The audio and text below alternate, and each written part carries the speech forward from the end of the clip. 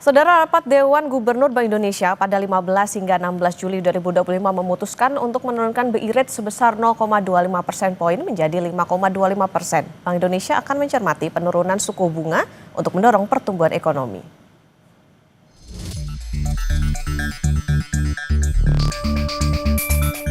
Rapat Dewan Gubernur Bank Indonesia pada 15 sampai 16 Juli 2025 memutuskan menurunkan BI Rate sebesar 25 basis poin menjadi 5,25%. Suku bunga deposit facility turun sebesar 25 basis poin menjadi 4,5% dan suku bunga lending facility sebesar 25 basis poin menjadi 6%. 15 dan 16 Juli 2025.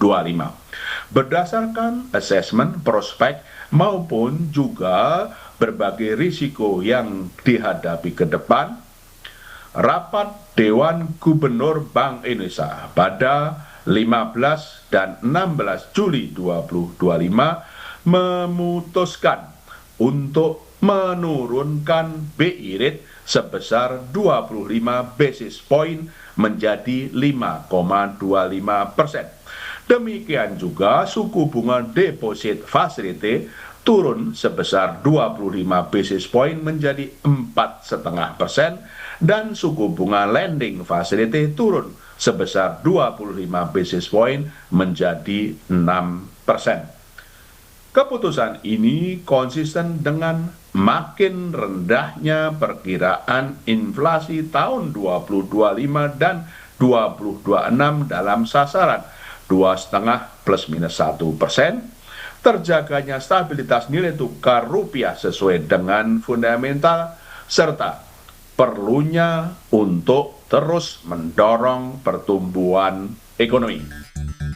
Di tengah prospek pertumbuhan ekonomi global yang tidak pasti dan melemah, pada triwulan kedua 2025 pertumbuhan ekonomi ditopang oleh investasi dari kegiatan sektor investasi non-bangunan di sektor transportasi. Kedepan pertumbuhan ekonomi semester 2 2025 diperkirakan membaik dan secara keseluruhan tahun 2025 berada dalam kisaran 4,6 hingga 5,4%. Salah satu faktor membaiknya pertumbuhan ekonomi yaitu permintaan domestik dan positifnya kinerja ekspor sejalan dengan hasil perundingan tarif dengan pemerintah Amerika Serikat yang kini menjadi 19%.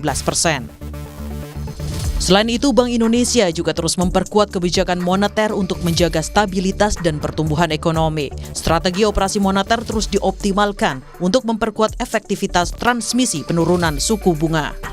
Dalam hal ini, Bank Indonesia memandang suku bunga kredit perbankan perlu terus diturunkan sehingga dapat mendorong peningkatan penyaluran kredit pembiayaan guna mendukung pertumbuhan ekonomi.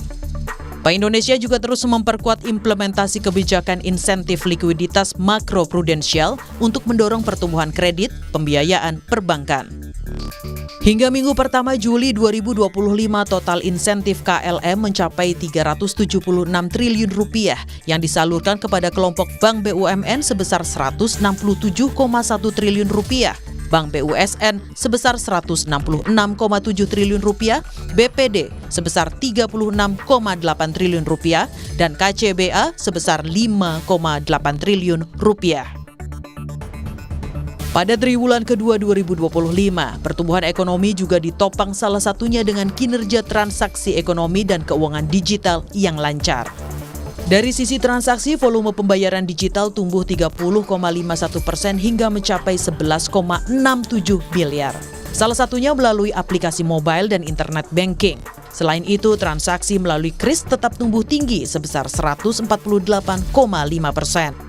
Bank Indonesia akan terus memastikan ketersediaan dan keamanan sistem pembayaran Bank Indonesia atau SPBI, baik retail maupun wholesale. Bank Indonesia juga terus menjaga ketersediaan uang rupiah dalam jumlah cukup dan kualitas layak edar. Kebijakan sistem pembayaran diarahkan untuk mendorong pertumbuhan ekonomi melalui perluasan akseptasi pembayaran digital serta penguatan infrastruktur dan konsolidasi struktur industri sistem pembayaran. Bank Indonesia terus memperkuat sinergi kebijakan dengan pemerintah untuk menjaga stabilitas dan mendorong pertumbuhan ekonomi sejalan dengan program Asta Cita pemerintah. Selain itu, penguatan sinergi dengan Komite Stabilitas Sistem Keuangan atau KSSK juga senantiasa dilakukan dalam rangka menjaga stabilitas sistem keuangan. Tim Liputan Kompas TV, Jakarta.